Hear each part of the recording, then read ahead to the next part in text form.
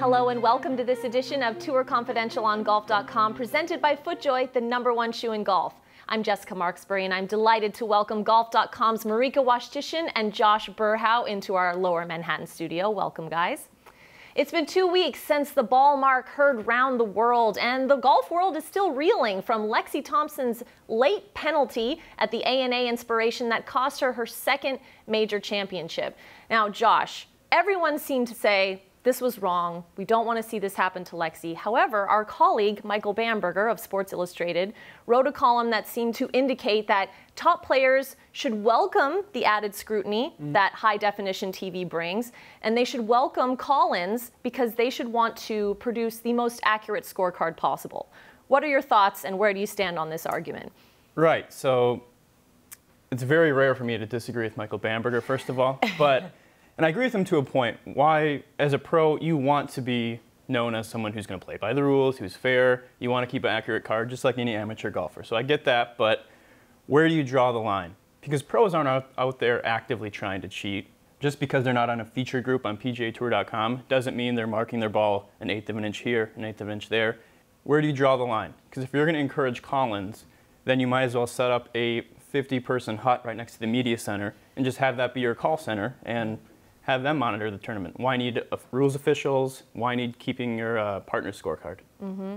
Agreed, and certainly, Marika, we've seen this happening. It seems like more and more. We had the Dustin Johnson situation. We had Anna Nordqvist during a major championship. Heck, in 2013, we had Tiger Woods. That a call-in, as Michael noted in his column, actually saved him from disqualification that year. Well, and as late as last week with the Masters, we almost had another rules issue with Sergio Garcia. I mean, somebody called in because they were watching on television, and you hear Jim Nance, who's got some producer in his ear, saying, hey, there's potentially a situation. Stuff like that is so fluid. And, you know, while I'm glad that they started talking about that during the broadcast, we still wouldn't have known. And I think that's what the biggest problem is with the Lexi thing, with the Dustin Johnson thing, with the Sergio thing that could have been, is that it's not an immediate stoppage of play like in any other sport. In football, they're reviewing the plays. In hockey, they're reviewing the plays. But in golf, they say continue. And I think that most people who had an issue with how this was handled, you know, the LPGA acted as swiftly as they possibly could, so they say. Same thing at the US Open. They handled it as swiftly as they could, so they said. However, when a player continues to play after something like that happens, your course strategy changes when you're looking at where you are on the leaderboard to where you might be after this penalty is assessed. And because of that, it's unfair, I think, to have people who are calling in later, who are watching at home and really scrutinizing those tiny, tiny things with a zoomed-in camera. I just don't think it's fair because you play the course differently if you believe that you're at a certain point. I've always felt, and I'm sure we agree, golf is supposed to be a game of integrity, right? You're supposed to police yourself and your playing companions. However, we're hearing on the PGA Tour, guys are kind of coming out of the woodwork saying, you know, so-and-so has actually been a bit loose with how he marks the ball. Or, you know, maybe you don't keep your arm completely straight and at a perfect 90-degree angle, which, as we know, that's a rule that's going to change down the road. But these are things that are coming to light, and people are getting penalized for them now because viewers are getting a little bit more savvy with the rules, and that's becoming a problem. Sure, and I think that, you know, Lexi's situation, I think we all saw it. And I think in the heat of the moment, we were all like, oh God, another rules thing, here we go. They're screwing up the game of golf. How are we ever going to get past this? And then when you look at the video, she was sloppy. She did not mark it properly. I don't think it was intentional, but yeah, maybe these things need to be policed a little bit more.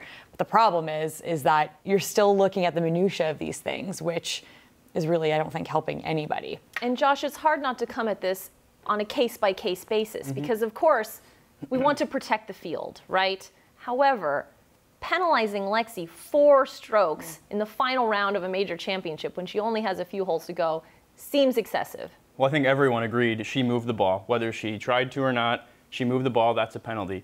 I think most people had an issue with the retroactive penalty the next day. Because how you can sign your card, go home, go to bed, go to the range the next day, and even play 12 holes, and then that's like, you know, almost 24 hours. That's insane that they can make a change that late.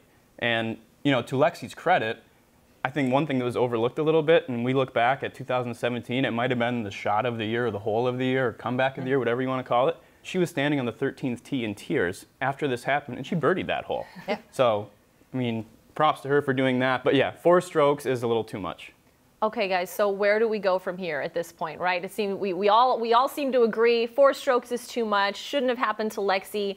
I have to say, Michael makes a great point. We do want the most accurate scorecard presented. Players should welcome that opportunity. There's no eliminating HD television and zoom in. That's here to stay. So Marika, what's the solution? I wish it were so cut and dry, because I think, you know, this is a bit of a cop-out, but golf is a complicated sport. It's more complicated than any other sport that you're playing, where you have that kind of live interaction and where you have the opportunity as a fan to pick up your phone and call the rules officials who are watching the tournament. I personally would like to see that eliminated. I think that if a rules official is walking around the course and can be asked to come in and provide a judgment literally at any point in the round, they just call them over and they come and they make their judgment, then that we are doing enough, I think, to really sort of police the rules. Dustin Johnson, okay, so they said, we'll wait until you finish your round to assess the penalty. That's fine. But the fact that those two were handled so differently, I think it comes down to consistency. They have to make a decision about what they're going to do. Are they going to tell them before the scorecard is signed, or are they not? And that, I think, is where the difference lies. And the silver lining, of course, we're talking about the rules, right? We're engaging with this material, and we're looking for changes in the future. Yeah, and golf's always going to be a little bit behind, it seems like, just because it's a gentleman's game. It's so old, and you know the history, and you want to keep your accurate scorecard. And just because of that, there's always going to be work to be done. It's just, I don't know if we're ever going to get to a point where we take a really big leap. These proposed rules for 2019, big step forward, but you've already heard people talking about what else needs to happen, and that's always going to be, you know, an issue. It's an evolving process. Yeah. Well, Marika and Josh, thank you so much for your time and insight, and thank you all for joining us on this edition of Tour Confidential on Golf.com, presented by FootJoy, the #1 shoe in golf. We'll see you right back here next week.